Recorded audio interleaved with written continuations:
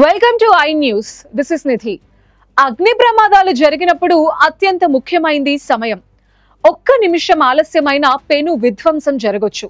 Fire fighters కి ప్రమాద స్థలానికి వెళ్లటమే కాదు, క్లిష్ట పరిస్థితుల్లో వేగంగా బయటపడడం కూడా చాలా ఇంపార్టెంట్. అందుకే చైనా ఈసారి టెక్నాలజీతో మరో అడుగు ముందుకేసి ఒక ప్రత్యేకమైన ఫైర్ ట్రక్ ని తయారు చేసింది. ఈ కొత్త ఆవిష్కరణ గురించి పూర్తి వివరాలు చూద్దాం. అగ్ని ప్రమాదం క్షణాల్లో అంతా బూడిదైపోతుంది. ఒక్క నిమిషం కూడా చాలా విలువైంది. కానీ ఇరుకైన వీధుల్లోకి ఎంట్రీ ఇవ్వటం, ముఖ్యంగా వెనక్కి తిరగటం చాలా కష్టం. వెనక్కి వెళ్లేలోపే చాలా టైం వేస్ట్ అయిపోతుంది. ఈ సమస్యకి చెక్ పెట్టడానికి చైనా ఇప్పుడు ఒక అద్భుతమైన ఆవిష్కరణ చేసింది. ఒకే ఫైర్ ట్రక్ కి ముందు వెనుక రెండు వైపులా డ్రైవర్ క్యాబిన్స్. దీన్నే రెండు తలల ఫైర్ ఇంజిన్ అంటున్నారు. ఒక వైపు నుంచి డ్రైవ్ చేసుకుంటూ వెళ్లి ప్రమాదం తర్వాత మళ్ళీ అదే ట్రక్ ని వెనక్కి తిప్పాల్సిన అవసరం లేదు.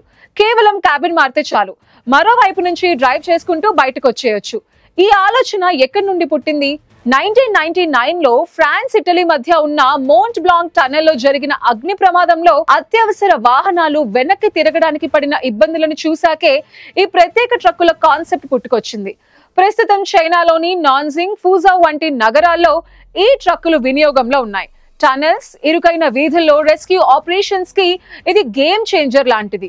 ఇది కేవలం సమయాన్ని ఆదా చేయడమే కాదు, ప్రాణాలను కాపాడడంలో కూడా కీలకంగా మారింది.